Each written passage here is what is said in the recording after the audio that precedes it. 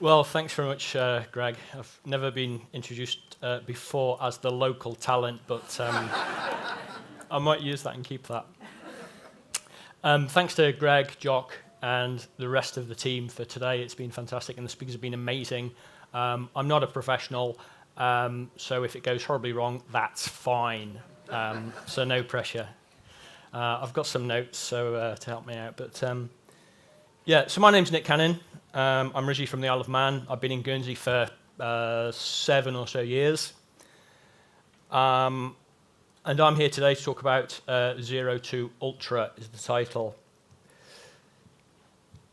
If you look at suicide rates, you'll see a great divide. And then if you look at prison populations and the difference between men and women, which I only saw last week, it was pretty shocking. I think men are less able to talk than women. I'm not pro-man or anti-woman. I'm just pro-life. So yeah, I think we don't talk, and that's why I'm here today. The countess on 18. Is that okay? Okay, there we go. You really don't want to listen to me all day, as you'll find out. So, what's 0? A definition could be empty or blank. It could also be that you feel nothing, you do nothing. You're not even existing, and you stop doing things, you stop looking after yourself. You hate yourself, and nothing is worthwhile, and there's no hope. You can't look yourself in the mirror. That's a good bit. What's Ultra? Definition in cycling terms is an endurance ride of 6 hours. So that's self-explanatory. So the journey then, I should say that I think I had a fairly normal upbringing. I had 2 loving parents and a couple of sisters who obviously we would fight because that's what you do. But I didn't feel that I had any necessary problems until a bit later in life, and I had a loss, and that severely affected me. And I don't feel like I did a great job, and there was some guilt there. But these things happen, and none of us are perfect, and I try and tell myself that, and I try and keep telling myself that. But I couldn't cope with this trauma. And the feelings of anger, the feelings of hatred, they were very real. And to cope, I isolated myself, so I would not go out, I would avoid friends. I would always say no. So Greg's very fortunate. I've said no for 25 years, and 5 weeks ago he said, "Do you want to do this?" And I said, "Sure." I would have a breakfast beer. I'd call it a breakfast beer, and then it'd be okay, just to take the edge off in the morning. So in hindsight, that's pretty bad, but at the time it seemed, a reasonable thing to do, just to get you through, not the day, but perhaps to lunchtime, and then you'd have another drink. And then, obviously, tea time, you could have a couple of drinks, because it was the evening. I coped by drinking quite a lot. I was a heavy drinker, and I also had a mask. So if you met me, you'd probably say, he's a fun guy, he's enjoying himself, he's normal. But it was a mask, and I was hiding. It's all I could do.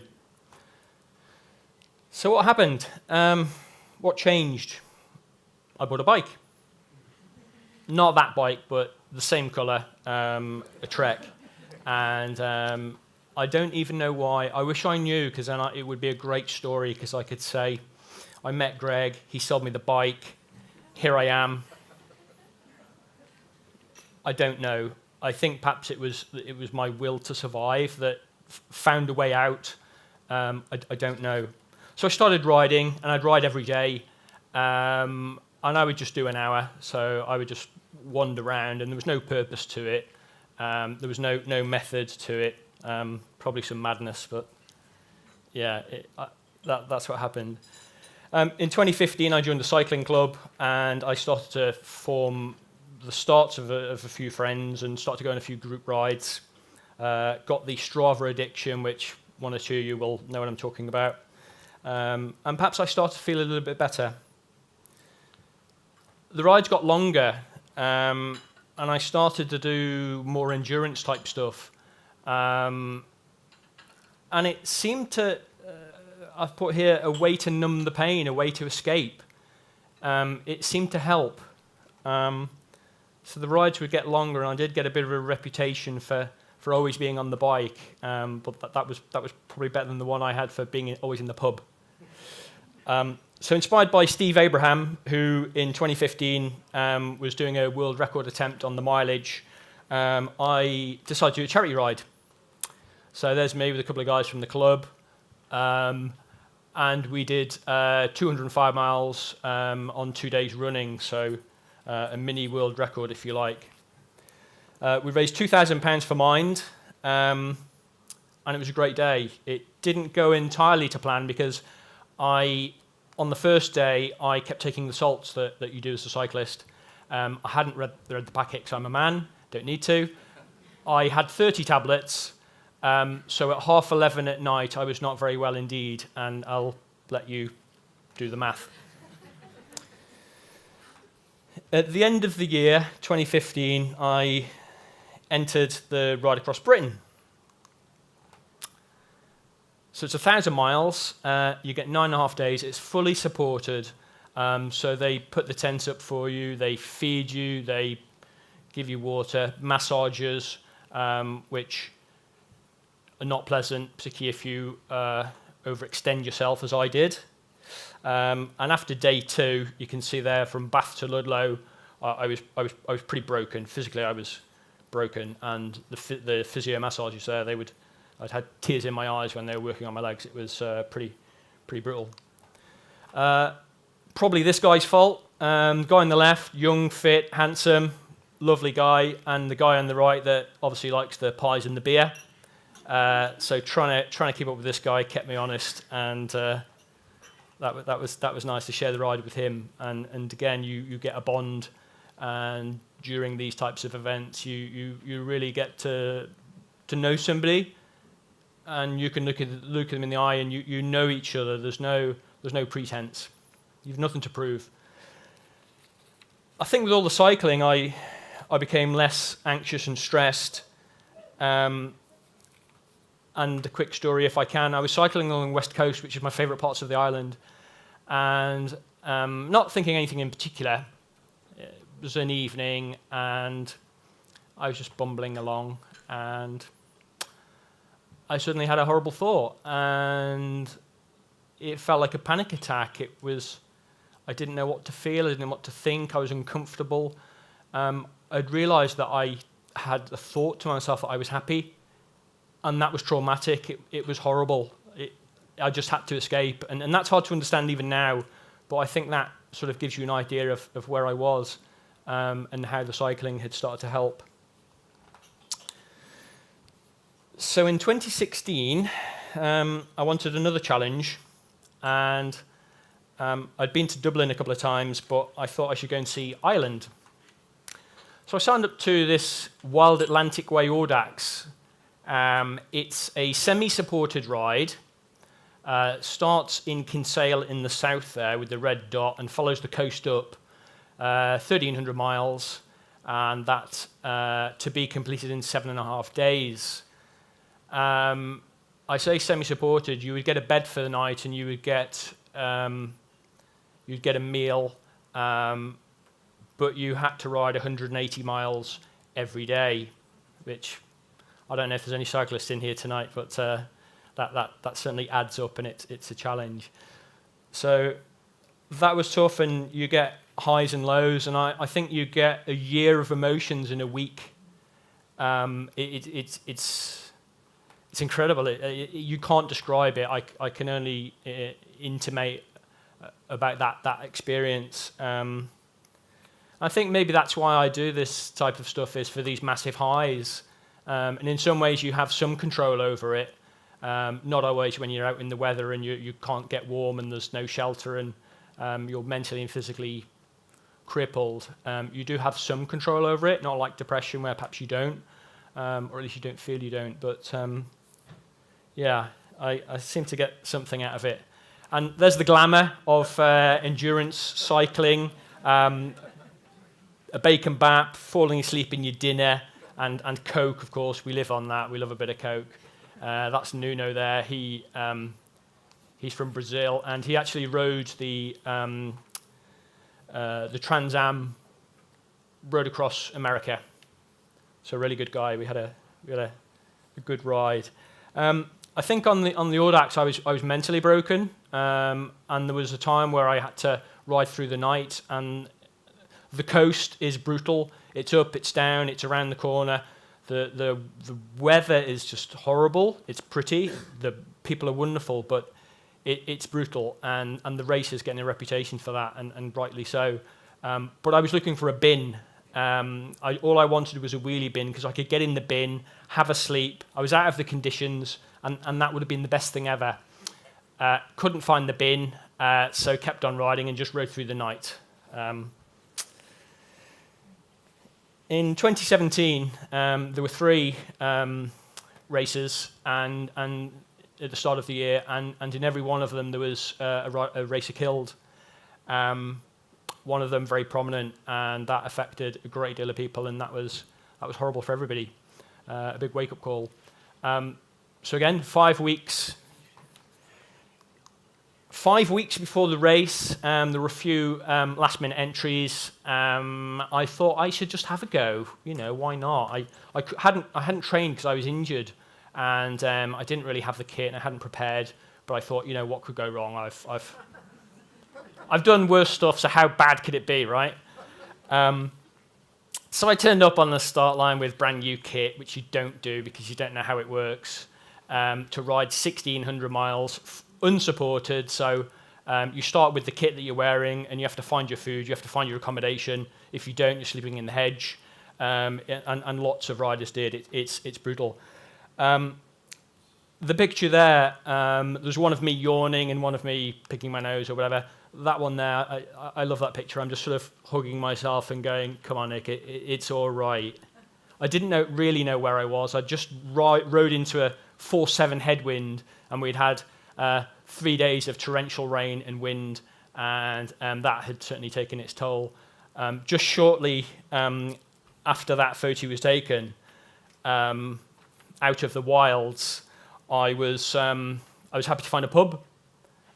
So by some miracle, I was out of the cold. Lovely woman behind the bar. I said, do you have a room? And she said, yes, I do. Would €30 be okay? I thought 30, yeah, give her the money. Told her I was going to kiss her. Even told the husband as well, I give him a kiss. So took the room, and all was well. However, it didn't all go to plan because I went for a shower, and it was half midnight at this time. And I managed to lock myself in the bathroom. And I thought, my race is not going to end like this. I'm not going to end the race like this. So I had to break the chap's door, which was not terribly good, and I had to go down to the bar in my towel and explain, could you come upstairs? So he was fine, didn't charge me or anything. It was fine. But after the race, something was missing, really. And there we go, 9.5 days. 22nd I finished, I crossed the line, 82 starters. So I was pretty pleased with that, really. I'm not too sure how I did it, probably experience, but yeah, looking quite happy there. That's good to see. So since the race, I'm talking. Here I am. I'm looking forward. I'm not constantly looking in the past and dwelling on that and everything. I'm having a different conversation. Now I'm open, and I talk to people, and I say, look, I have had problems. I still have problems, but we can talk about it. And when I look somebody in the eye, it's a very different conversation. There's no bullshit. The barriers are down, and that's great. And I think inspiration. I've put that up there. I don't think I'm inspiring at all. A guy phoned me up and he said, "I've just done this 10k run, and I've only ever done 5k before, and my back hurts, my leg hurts. I blame you. I hate you." And I thought that was great. and then he said, and I'm now going out running with my son, and we go running every night. And yeah, I had a little tear at that. That was brilliant. So everybody has mental health, as we have physical health.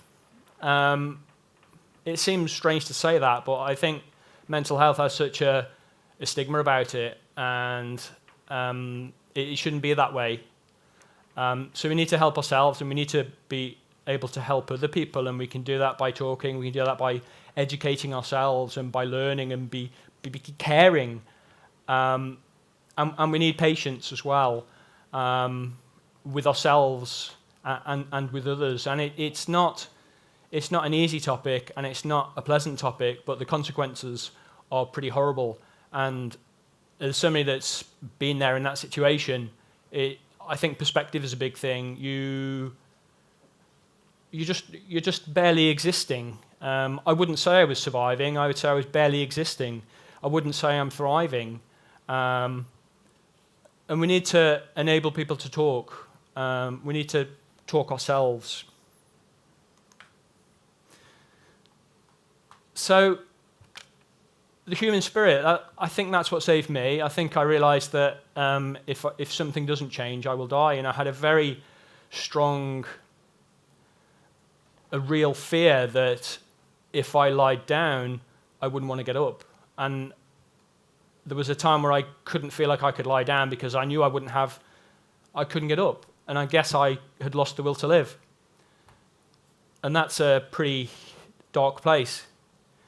And that's probably how I do some of the cycling things which people say are crazy and stupid and impressive. I don't know. I seem to get something out of it. I enjoy it. But I think when you've been depressed, you can do some incredible things, because it can't get worse than that. You know, if I come up here and make an idiot of myself, and you guys think I'm a bit of a prat, so what? Big deal, huh? I've thought worse of myself, so you do your worst. I think that sort of brings us on to the ceiling. I think when you're rock bottom, when you're really low, you're right down on the floor, and the ceiling's just above your head, and it's probably crushing you into the ground. So we have to try and find a way to lift the ceiling, and we need to work together to do that. And by talking is a massive thing, and that certainly helped me and is helping me. So I'd encourage you all to reach out.